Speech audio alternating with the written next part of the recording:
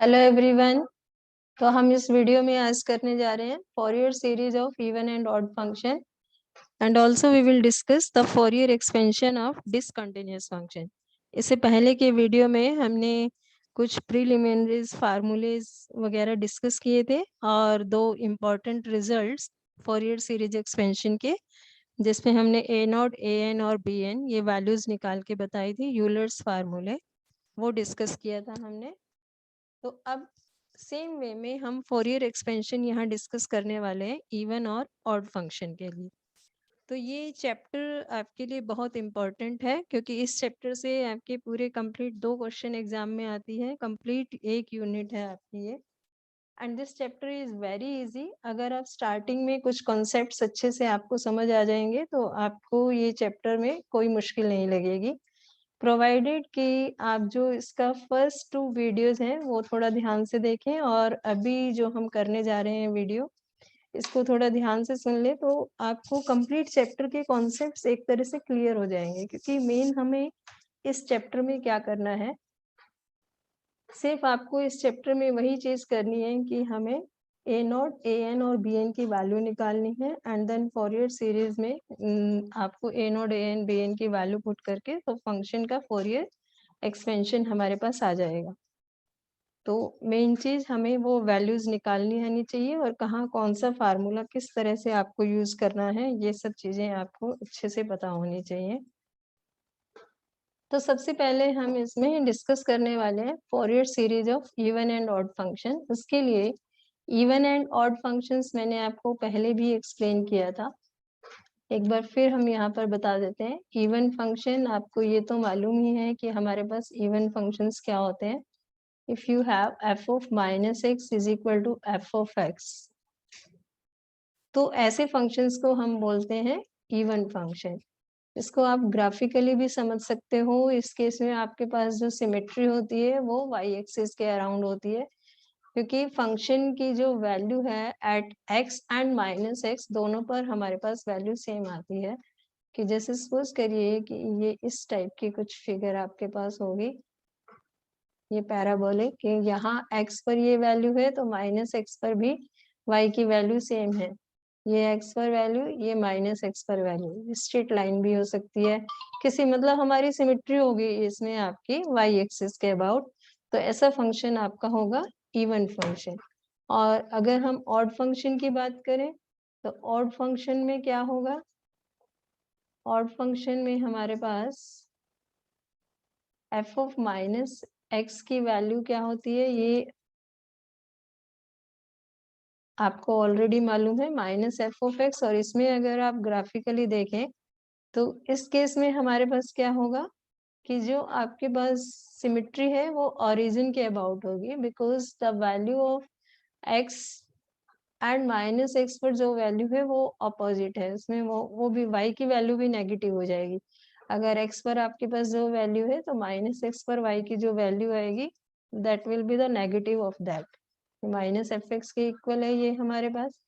तो अगर आपके पास यहाँ पर ग्राफ कुछ इस तरह से जा रहा है तो इस केस में हमारे पास ग्राफ इस टाइप से, इस तरह से सिमेट्री होगी। जैसे आपके पास ये x पर ये वैल्यू है तो यहाँ माइनस एक्स पर भी ये वैल्यू, ये x पर वैल्यू है तो ये माइनस एक्स पर भी ये वैल्यू, इस तरह से सिमेट्रिकली होगा about the origin.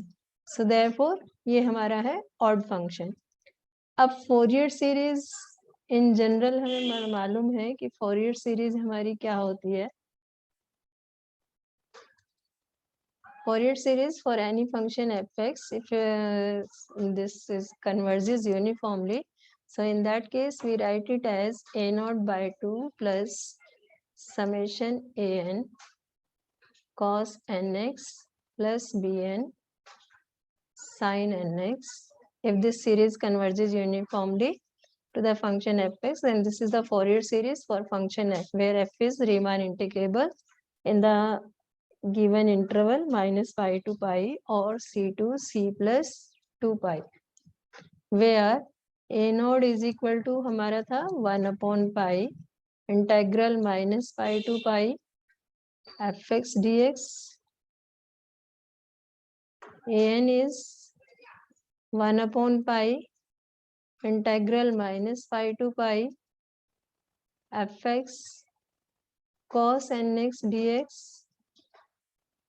and bn is equal to 1/π integral -π to π fx sin nx dx। तो ये थे हमारे पास फॉरियर सीरीज और इसमें a नोड an bn की आपके पास ये वैल्यूज थी। अब अगर हमारे पास फंक्शन इवन फंक्शन है तो उस केस में आपके पास क्या रिजल्ट होगा, because function fx is even, तो इवन फंक्शन में आपने इंटीग्रेशन में भी ये रिजल्ट पढ़ा हुआ है that integral from -a to a fx dx is equal to twice integral from 0 to a fx dx। तो वही सेम रिजल्ट हम यहाँ पर यूज करेंगे। तो आपका जो a नोड है, a naught will comes out to be equal to, ये हमारे पास है इफ fx इज इवन, ठीक है। तो a नोड की वैल्यू क्या होगी, यही चीज आपको ध्यान रखनी है इसमें। दिस विल बी -π to π था, fx इवन फंक्शन है तो इसलिए ये हो गया 2/π 0 to π, ट्वाइस हो गया fx dx। And in the same वे, क्योंकि fx हमारे पास क्या है, इवन फंक्शन है, और cos nx, क्योंकि आपका क्या होता है cos of -nx is also equal to cos nx, तो ये भी आपका इवन फंक्शन है, fx भी इवन फंक्शन है, इसलिए कुल मिलाकर के fx cos nx ये क्या बनेगा आपका even function. And therefore an is equal to हमारे पास क्या आ जाएगा, ये क्योंकि इवन फंक्शन है तो ये फार्मूला आपका चेंज हो गया 2/π from 0 to π fx cos nx dx। But what about bn when fx is even? तो sin nx कैसा फंक्शन होगा उसको हम चेक करें, साइन ऑफ -nx होगा हमारे पास -sin nx, तो ये हमारा क्या है ऑड फंक्शन है। और अगर ये ऑड फंक्शन है तो इसका मतलब क्या हुआ कि जो fx sin nx है ये भी ऑड फंक्शन होगा, this is odd.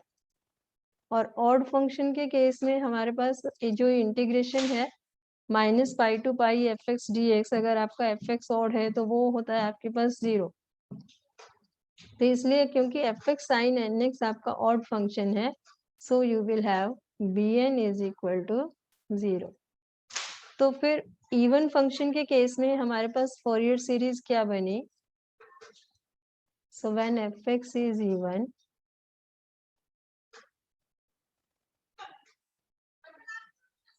then Fourier expansion is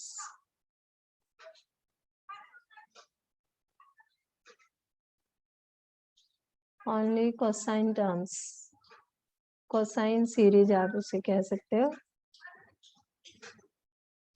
इसके अंदर सिर्फ आपके पास कोसाइन टर्म्स होंगी तो इसे हम कोसाइन सीरीज भी बोल देते हैं। So this will be fx is equal to a0/2 plus summation an cos nx and varies from 1 to infinity। Next हम चलते हैं when fx is odd। तो जब fx आपका ऑड फंक्शन है उस केस में हमारे पास हमें मालूम है that integral from -π to π fx dx ये क्या होता है आपके पास 0, जब fx आपका ऑड फंक्शन हो, मतलब -a to a कुछ भी हो ये हमारा क्या आएगा 0 आएगा ऑड फंक्शन के केस में। सो देयरफॉर आपका जो a नोड की वैल्यू है, a नोड क्या हो जाएगा 0 हो जाएगा, क्योंकि a नोड में होता है 1/π integral -π to π fx dx। Now what about an? an हमारे पास क्या है, an is integral 1/π -π to π fx cos nx dx। अब fx cos nx मैंने अभी आपको पीछे बताया था, जब fx इवन था तो cos nx क्या था हमारा इवन, बट यहाँ पर एफ एक्स आपका ऑड है, तो इसलिए f x cos n x, क्योंकि कॉस एन एक्स इवन है, एफ एक्स ऑड है, सो दिस इज ऑड। और क्योंकि ये ऑड फंक्शन होगा तो इसलिए इसकी वैल्यू भी हमारे पास क्या आ जाएगी, 0। And b n will be 1/पाई integral minus pi to pi, ये है f x sine n x. And in this case f x आपका क्या है, ऑड, साइन एन एक्स भी ऑड, ऑड ऑड ये कुल मिला के f x sine n x यहाँ क्या बन जाएगा हमारे पास, इवन। और क्योंकि ये इवन फंक्शन है, so you can write it as twice of integral 0 to pi fx sin nx dx। तो इसमें a नोड और a n दोनों जीरो, सिर्फ b n, तो in this case we will get only sine series. So f x अगर odd है तो हमारे पास एफ एक्स का फोरियर एक्सपेंशन आएगा simply summation b n sine n x and varies from 1 to infinity।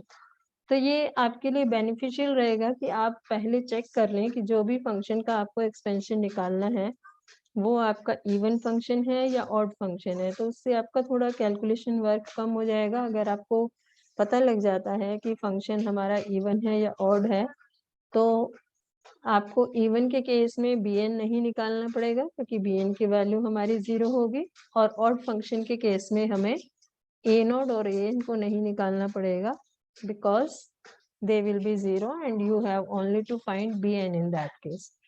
तो इस तरह से हमारे पास ये आ जाएंगी Fourier expansion for even and odd functions. Next हम करते हैं Fourier expansion for discontinuous functions.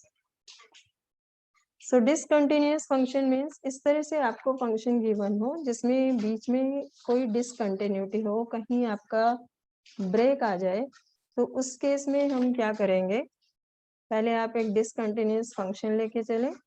For example, so let us suppose break यहाँ आपको दिया हुआ है, ये फंक्शन हम इस तरह से लेके चले, f x is equal to suppose h x from c to a and g x from a to c plus 2 pi. C से सी प्लस 2 पाई इंटरवल में हमें ये फंक्शन डिफाइन है, और ए हमारा इस केस में क्या है, पॉइंट ऑफ डिसकंटिन्यूटी। तो ये आपका है Fourier expansion of discontinuous functions.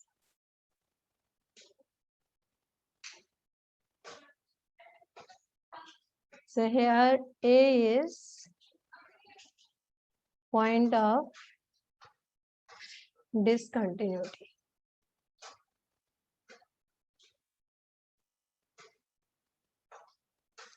So in this case, क्योंकि A पर हमारा पॉइंट ऑफ डिसकंटिन्यूटी है, तो ऑब्वियसली यहाँ पर हम ब्रेक करेंगे। जैसे आपकी जो इस केस में A नोड, AN और BN की जो वैल्यू हमें निकालनी है, तो A नोड जो हमारा होता था सिंपली 1/पाई integral c to c plus 2 pi, general interval क्योंकि यहाँ पर लिया हुआ है, आप माइनस पाई टू पाई भी ले सकते थे। सी की वैल्यू अगर आप इसमें माइनस पाई डालेंगे तो माइनस पाई टू पाई हो जाएगा, और हम ये जनरल ही लेके चल रहे हैं। तो क्योंकि दो इंटरवल्स में फंक्शन की वैल्यू अलग अलग है, और आपका ए नोड जो होता है वो होता है 1/पाई एफ एक्स डी एक्स, तो लेकिन एफ एक्स की वैल्यू तो हमारे पास अलग अलग है, अलग अलग इंटरवल में। ये आप ऐसे लिखोगे from c to c plus 2 pi. So therefore हम इसको ब्रेक करके लिखेंगे 1/पाई integral c to a f x d x and plus a to c plus 2 pi f x d x. और इनमें जो भी आपकी वैल्यू है वो आप डालोगे तो ए नोड हमारे पास आ जाएगा 1/पाई, ये 1/पाई इसके साथ भी है आपका 1/पाई c to a hx dx plus 1 upon pi a to c plus 2 pi gx dx। तो वैल्यू, बात सिर्फ ए नोड की वैल्यू निकालने की है, तो हम ए नोड की वैल्यू इस तरह से निकालेंगे। इन द सेम वे जैसे आपका जो ए एन था, ए एन में भी हमारे पास ये दो पार्ट्स में ब्रेक हो जाएगा। ए एन में होता था यहाँ f x cos n x, तो यहाँ साथ में बस आपके पास ये कॉस एन एक्स आ जाएगा। तो ए एन होगा 1 upon pi integral c to a f x cos n x d x plus 1 upon pi integral a to c plus 2 pi fx fx की तो यहाँ वैल्यू डालनी है आपको। ये वैल्यू है hx और ये वैल्यू हमारी है gx and cos nx dx। ये hx है आपके पास।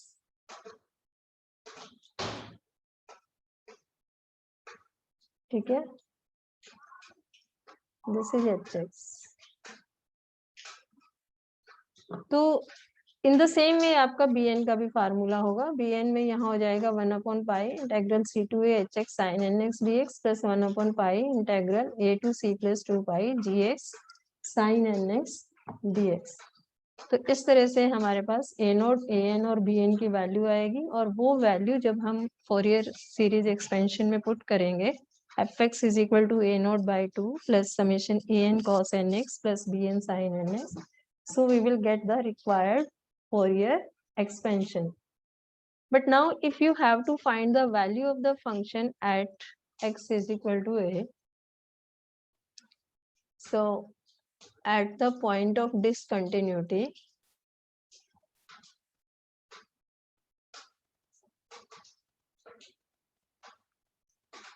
अगर हमें फंक्शन की वैल्यू निकालनी है, to find value of fx at a, so that will be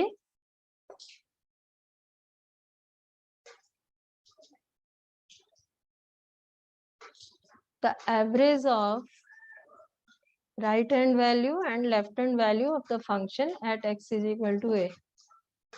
Average of f of a minus 0 and f of a plus 0. a minus 0 मतलब हो गया x लेस देन a, और a plus 0 हो गया मतलब x greater than a। जैसे आपको यहाँ फंक्शन डिफाइन किया हुआ था, F x is equal to क्या था हमारे पास, एच एक्स था for c less than x less than a। तो ये x लेस देन a में फंक्शन की वैल्यू एच एक्स थी, और gx था आपके पास a less than x less than c plus 2 pi. तो ये है आपका x ग्रेटर देन a, इसमें वैल्यू है gx। तो ये आपकी a प्लस 0 वाली वैल्यू हो गई, और ये हमारी a माइनस 0 की वैल्यू हो गई। तो इस केस में अगर हमें फंक्शन की वैल्यू निकालनी है at x is equal to a, so that will be value of fx at x is equal to a.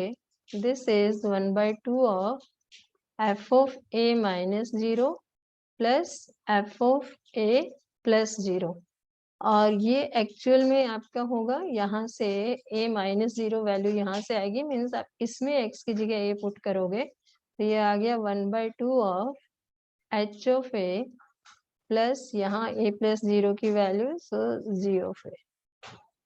तो ये चीज बहुत इंपॉर्टेंट है जब आपको कुछ डेरिवेशन निकालने हो फोरियर सीरीज एक्सपेंशन से, तो वहां आपको किसी पर्टिकुलर पॉइंट पर फंक्शन की वैल्यू निकालनी पड़ती है। तो अगर वो पर्टिकुलर पॉइंट आपका पॉइंट ऑफ डिसकंटिन्यूटी नहीं है, तो फिर आप डायरेक्ट वैल्यू निकालेंगे जो भी उसकी वैल्यू दी हुई है उस पर्टिकुलर पॉइंट पर। लेकिन अगर वो पॉइंट ऑफ डिसकंटिन्यूटी है, तो उस केस में हमें उसकी राइट हैंड वैल्यू और लेफ्ट हैंड वैल्यू दोनों लेके उनका एवरेज निकालना होगा। तो उससे हमारे पास उस पॉइंट की वैल्यू आएगी एट दैट पर्टिकुलर पॉइंट। और अगर ये आपके ये एंड वाले पॉइंट्स हैं सी और c+2 पाइस, तो जिसकी जगह हमारे पास होते हैं इंटरवल, अगर हमारे पास है -π to π, if f(x) is particular, हम लेके चल रहे हैं डिफाइंड इन -π to π, ठीक है। तो -π और π हमें दोनों पर फंक्शन की वैल्यू नहीं गिवन है, तो इस केस में अगर हमें फंक्शन की वैल्यू निकालनी है तो at x is equal to या तो +π या फिर -π, किसी पर भी हमें अगर फंक्शन की वैल्यू निकालनी है, so that will be given by half of -π में हमें क्या है, राइट हैंड वैल्यू मालूम है, half of -π plus 0 and plus f of π minus 0। तो ये कॉन्सेप्ट भी आपका कई क्वेश्चंस में यूज होगा, इसको अच्छे से नोट डाउन कर लेना है कि अगर आपको फंक्शन की वैल्यू निकालनी है at these end points -π π, so that will be given by the average of these two values. अगर आपको डिसकंटिन्यूअस फंक्शंस गिवन है, so then half of f of -π plus 0 and f of π minus 0। तो -π plus 0 की value यहाँ आपकी इससे आएगी एक तरह से, जैसे अगर ये इंटरवल आपका -π से π होता, तो यहाँ वैल्यू आप x is equal to -π put करके निकालोगे, और इससे वैल्यू हम x is equal to π put करके निकालेंगे, तो उससे हमारे पास फंक्शन की वैल्यू आएगी either at x is equal to -π और +π। तो ये काफी इम्पोर्टेंट चीज है, इसको आपने ध्यान रखना है क्वेश्चंस करते हुए, क्वेश्चंस को सॉल्व करते हुए। तो ये कुछ इम्पोर्टेंट चीजें थी। अब मैं आपको एक एग्जांपल इसको सॉल्व करके दिखाती हूँ, जिससे आपको थोड़ा सा आइडिया हो जाएगा। एक एग्जांपल हम ये डिसकंटिन्यूअस फंक्शन का करेंगे इसमें, अभी फिलहाल ये डिसकंटिन्यूअस फंक्शन वाला ही कर लेते हैं। So this is obtain the Fourier expansion for the function f(x), where f(x) is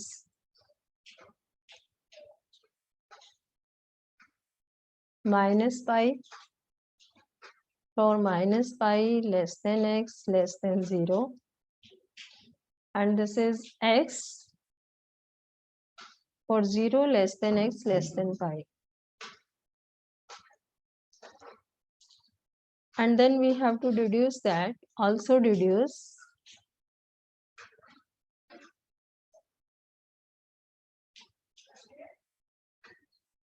(1 upon 1 square plus 1 upon 3 square plus 1 upon 5 square and so on. This is equal to π square by 8. ये जो हमें deduction निकालना है, इसमें अभी जो हमने पीछे रिजल्ट पढ़े वो काफी मैटर करते हैं, वो आपके काम आएंगे इसमें। तो सबसे पहले तो हमें फोरियर एक्सपेंशन इसमें निकालना है।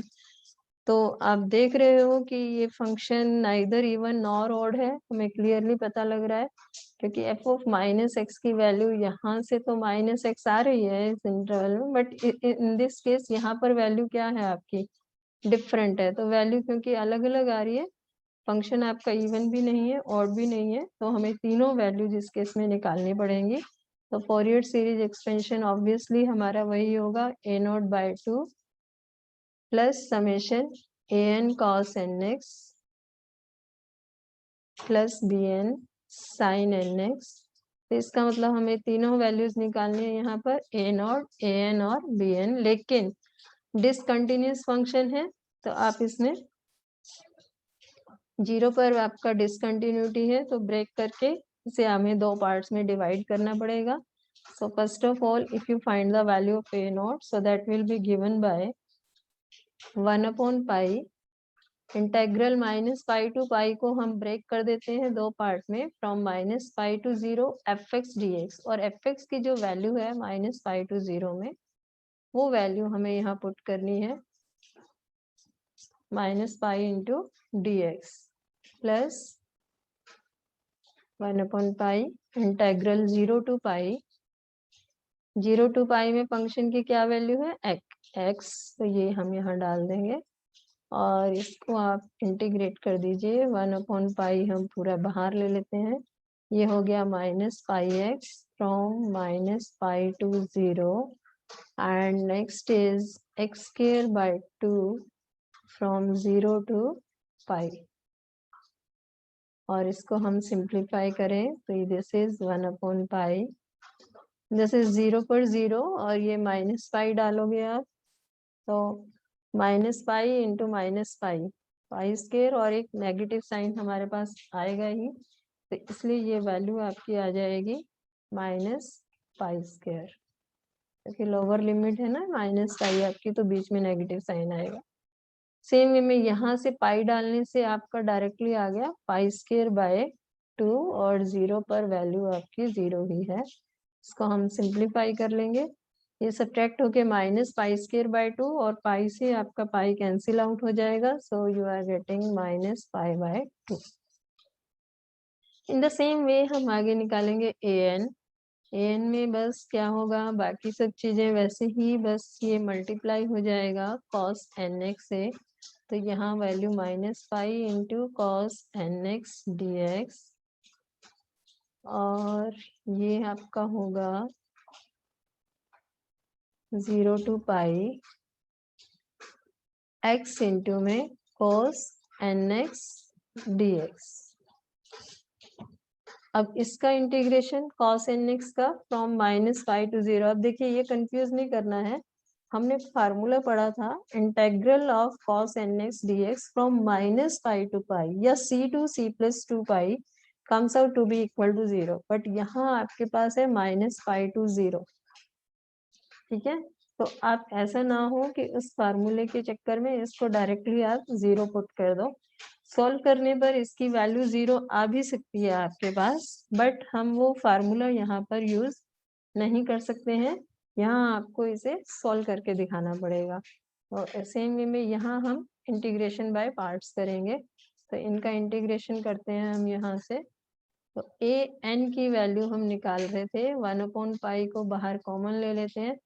फर्स्ट इंटीग्रेशन आपका था माइनस पाई इंटू में कॉस एन एक्स। अब कॉस एन एक्स का इंटीग्रेशन आपको करना है, तो कॉस एन एक्स का इंटीग्रेशन होगा sine n x upon n, और लिमिट ऑफ इंटीग्रेशन इसमें है आपकी from minus pi to 0। Next में है आपको इंटीग्रेशन है x into cos n x का, तो फर्स्ट फंक्शन हम उसमें किसको लेके चलेंगे, x को as it is. Cos n x का इंटीग्रेशन आपके पास हो गया sine n x upon n minus derivative of first का डेरिवेटिव हो गया 1 and integration of this second जो आपने इंटीग्रेशन लिया था उसका फिर से इंटीग्रेशन आपको करना है। ये हम सक्सेसिव इंटीग्रेशन का फार्मूला लगा रहे हैं, डायरेक्टली इंटीग्रेशन बाय पार्ट्स की बजाय डायरेक्टली सक्सेसिव इंटीग्रेशन लगा रहे हैं, तो ये आपने अलग अलग रखने हैं। ये इंटीग्रेशन लेके आया था, इसका फिर से इंटीग्रेशन आपको लेना है। Sine n x upon n का इंटीग्रेशन, साइन एन एक्स का हो गया minus cos n x upon n, और एक एन ऑलरेडी था सो एन स्क्वायर, और इसमें आपके पास लिमिट और नेक्स्ट 0 हो जाएगा क्योंकि नेक्स्ट 1 का डेरिवेटिव 0 होगा, तो ये यहीं स्टॉप हो गया। और ये आपके पास लिमिट ऑफ इंटीग्रेशन है 0 टू पाई। इस केस में देखिए यहाँ 0 डालोगे ये वैल्यू 0, ये भी 0, क्योंकि साइन ऑफ माइनस एन पाई भी 0 होगा, तो ये पूरी टर्म तो आपकी 0 हो गई। सेम वे में यहाँ इसमें जब आप ये पाई डालेंगे साइन एन पाई 0 और 0 डालेंगे तो भी 0, तो ये भी आपका खत्म हो गया। तो हमारे पास वैल्यू सिर्फ यहाँ से आएगी, ये माइनस और ये माइनस हो गया प्लस, तो 1 अपॉन एन स्क्वायर और ये पाई है बाहर, तो ये आ गया 1 upon pi into 1 upon n square into cos n pi minus, ये माइनस माइनस प्लस हो ही गया था आपका, माइनस कॉस 0। अब cos n पाई की वैल्यू क्या होती है आपके पास, cos n पाई means cos pi minus 1, cos 2 पाई 1। तो फार्मूला, ये वाले फार्मूले आपको सारे याद रखने हैं कि cos n pi is equal to minus 1 raise to the power n। तो ये आपके पास फिर रिजल्ट आ जाएगा 1 अपॉन पाई n स्क्वायर इंटू -1 की पावर n माइनस cos 0 है 1। अब इस केस में आप देख सकते हो जब आप n की वैल्यू 1 डालोगे यहाँ तो ये आएगा -1, तो माइनस और माइनस हो गया 2, और इसको 2 डालेंगे तो ये +1 और -1 0। तो इसी तरह से जब भी आपका n इवन होगा तो ये 0 आ जाएगी वैल्यू, और ऑड होगा तो हमारे पास ये -2 आएगा। तो an की हमारे पास फिर वैल्यूज क्या आ रही है, an comes out to be equal to 0 when n is even, and this comes out to be equal to -2 upon pi n square when n is odd। तो ये हमारी a n की वैल्यू आ गई। तो यहाँ से फिर आप वैल्यूज निकाल के एक रो लिख सकते हो। जैसे आपकी यहाँ a1 की वैल्यू क्या होगी, यहाँ से n को 1 डालोगे, this will B -2 upon pi. a2 हमारा 0 हो जाएगा। a3 क्या होगा, ये -2 upon pi into 3 square. a4 is 0, same way में a5 is -2 upon pi into में 5 स्क्वायर एंड सो ऑन। बाकी भी वैल्यू इसी तरह से आ जाएंगे आपके। अब हम सेम वे में हम वैल्यू निकालेंगे bn की। bn में भी आपको उसी तरह से करना है। bn विल बी 1 अपॉन पाई, बाहर कॉमन रख लें, इंटेग्रल फ्रॉम -पाई टू 0 में आएगा हमारे पास fx, यानी कि -पाई है इस इंटरवल में। सो -पाई इंटू में sin nx dx and plus 0 to pi में है हमारे पास वैल्यू x, तो ये हो गया x इंटू में sin nx dx।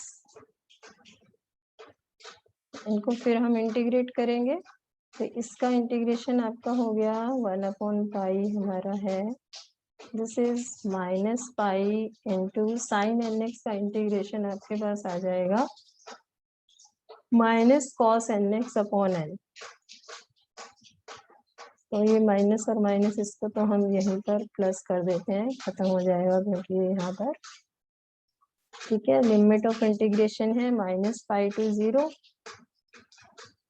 नेक्स्ट में आपको सक्सेसिव इंटीग्रेशन लगाना है। फर्स्ट फंक्शन हम x को लेंगे, x एज इट इज, और जो sin nx का इंटीग्रेशन है वो विद साइन आपको इसमें लिखना है, ये ध्यान रखना है, अदरवाइज जब अगला इंटीग्रेशन लोगे तो वहां आप मिस्टेक कर सकते हो।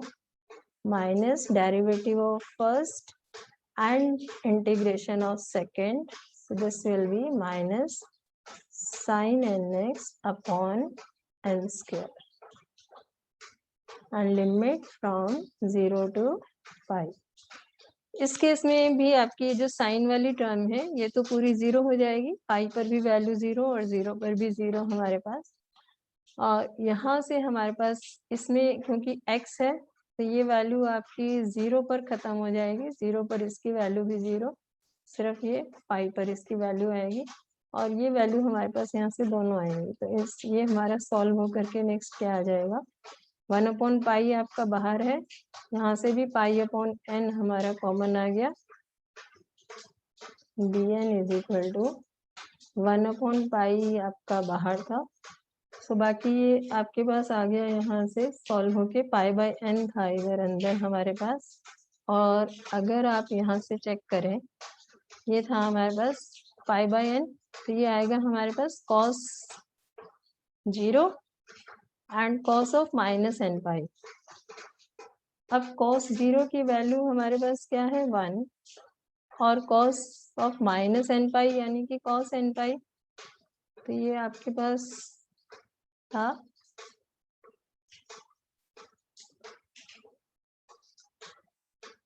bn की value 1 upon pi into pi by n into में cos 0 तो 1 हो गया, and minus cos of -n पाई को आप cos n पाई भी लिख सकते हो, और उसकी वैल्यू हमारे पास होगी -1 टू द पावर n, ठीक है।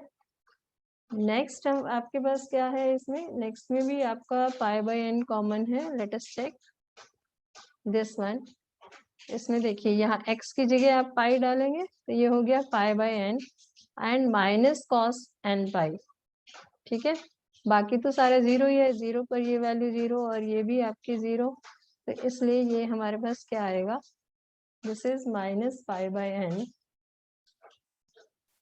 इंटू में कॉस एन पाई, और कॉस एन पाई की वैल्यू फिर से हम लिख देते हैं -1 n। तो ये पाई बाई एन इंटू -1 की पावर n है, और ये भी minus pi by n into -1 की पावर n है, और ये हमारे पास 1। पाई बाई एन आपका बाहर कॉमन है, इसमें से ये पाई से pi cancel, so B n is equal to हमारे पास आ गया 1/n इंटू में 1 माइनस 2 इंटू में -1 की पावर n। इसको भी आप चाहो तो सॉल्व करके अलग से लिख सकते हो इवन और ऑड के केस में, कि सपोज करिए कि अगर हम लेते हैं n को इवन, तो फिर आपके पास वैल्यू क्या आएगी यहाँ से, व्हेन n इज इवन, ये वैल्यू हमारे पास प्लस हो जाएगी, तो ये 1 + 2 सॉरी 1 - 2, ये प्लस होगी तो ये 1 - 2 माइनस हो जाएगा हमारे पास -1/n, मीन्स आप यहाँ लिखोगे -1/n और when n is even, and if n is odd, तो उस केस में क्या वैल्यू आएगी, जब ऑड है तो ये आपका नेगेटिव आएगा, माइनस माइनस प्लस हो गया, 1 + 2 3, और ये बाहर n है तो ये वैल्यू आएगी आपके पास 3/n। तो यहाँ से भी आप कुछ वैल्यूज लिख लीजिए। सपोज b1 आपका क्या बनेगा 3/1, b2 हमारे पास क्या आ गया -1/2, b3 इज 3/3 यानी कि 1, b4 is -1/4, b5 is 3/5 and so. तो ये कुछ वैल्यूज हमारी निकल गई हैं, तो अब हम फोरियर सीरीज का एक्सपेंशन लिख सकते हैं कि fx is equal to a0/2। a0 की हमने वैल्यू निकाली थी -π/2, तो ये हो गया -π/4 plus summation an cos nx, उसमें आपने a1 a2 वगैरह की वैल्यूज निकाली थी पीछे, ये वैल्यूज यहाँ पर a1 था -2/π, a2 0, a3 -2, ये वैल्यूज हम उसमें पुट कर देंगे। तो इससे आपके पास यहाँ a1 की वैल्यू डालोगे, n इज इक्वल टू 1 पर आपका a1 आ रहा है, -2/π तो हमारा बाहर कॉमन है। तो आगे नेक्स्ट आपका आ रहा है ये cos x। ठीक है, नेक्स्ट में वैल्यू आएगी आपके पास a2 वाली 0 हो गई, 3 में cos 3x आएगा, और n स्क्वायर था नीचे उसमें, तो ये हो गया हमारे पास 3 स्क्वायर। a4 आपका 0 हो गया। नेक्स्ट आ गया ये हमारे पास cos 5x upon 5 square and so on. इससे नेक्स्ट आएगा bn, summation bn sin nx, put n is equal to 1, b1 sin x, तो ये b1 आपका 3 है, तो ये हो गया 3 sin x, then b2 sin 2x, b2 आपका है ये, तो ये हो गया minus sin 2x divided by 2 plus b3 यानी कि 1, तो ये हो गया sin 3x and so on. इसी तरह से आगे भी हम वैल्यू इसमें डालेंगे। तो ये हमारा रिक्वायर्ड फोरियर एक्सपेंशन आ गया। अब जो नेक्स्ट हमें रिजल्ट निकालना था, वो हमें निकालना था to deduce that this one 1/1 square plus 1/3 square, means हमें ये रिजल्ट चाहिए 1। तो हमें ये देखना है कि इस सीरीज में आपके पास ये रिजल्ट कैसे आएगा, 1/1 स्क्वायर प्लस 1/3 स्क्वायर यहाँ आ रहा है। देखिए इसके नीचे भी आप इसको अपॉन 1 स्क्वायर की फॉर्म में लिख सकते हो, 1 है ये, तो दैट मीन्स कि ये सारी वैल्यूज 1 होनी चाहिए और ये सारी वैल्यूज आपकी 0 होनी चाहिए, तब हमारे पास ये रिजल्ट आएगा। So for this we will put x is equal to 0। But function क्या है, डिसकंटिन्यूस है। x इज इक्वल टू 0 पर, ये हमने देखा था 0 पे ब्रेक लगा हुआ है, discontinuous at x is equal to 0। तो इसलिए जो फंक्शन की वैल्यू होगी f0 पर वो क्या होगी, average of right hand limit and left hand limit 1/2 of f of 0 minus 0 plus f of 0 plus 0। That means ये वाली वैल्यू है x लेस देन 0 की और ये है x ग्रेटर देन 0 की। अब आप देखिए आपने फंक्शन को कैसे डिफाइन किया हुआ था, यहाँ हम फिर से लिख देते हैं फंक्शन आपने कैसे डिफाइन किया था। f(x) इज इक्वल टू था आपका जो फंक्शन स्टार्टिंग में हमने डिफाइन किया था, that was f(x) is equal to minus pi, और यहाँ था आपका x। तो माइनस पाई हमारा कब था, जब आपका minus pi less than x less than 0 हो, और ये था आपका जब 0 less than x less than pi हो। मतलब x 0 लेस देन 0 में फंक्शन की वैल्यू है माइनस पाई, तो यहाँ फंक्शन की वैल्यू आ जाएगी माइनस पाई। अब हमें फंक्शन की वैल्यू चाहिए at 0 when it is greater than 0। तो x ग्रेटर देन 0 की वैल्यू यहाँ से आ रही है, लेकिन हमें फंक्शन की वैल्यू चाहिए at x is equal to 0 plus 0। तो इसमें जब आप x की वैल्यू 0 प्लस 0 डालोगे तो ये वैल्यू आएगी 0। तो इसलिए ये वैल्यू है आपके पास 0। तो ये फंक्शन की value at x is equal to 0 हमारे पास आ रही है माइनस पाई/2। तो अगर हम इस एक्सपेंशन में x को 0 पुट करते हैं तो यहाँ जो आपका ये f0 आएगा उसकी वैल्यू हमें रखनी है minus pi, and this is equal to minus pi, और ये माइनस ही है आपका माइनस 2/पाई, चलिए ऐसे लिख लीजिए, एंड रिमेनिंग ये हो गया 1/1 square plus 1/3 square plus 1/5 square and so on, और आगे की ये सारी टर्म्स 0।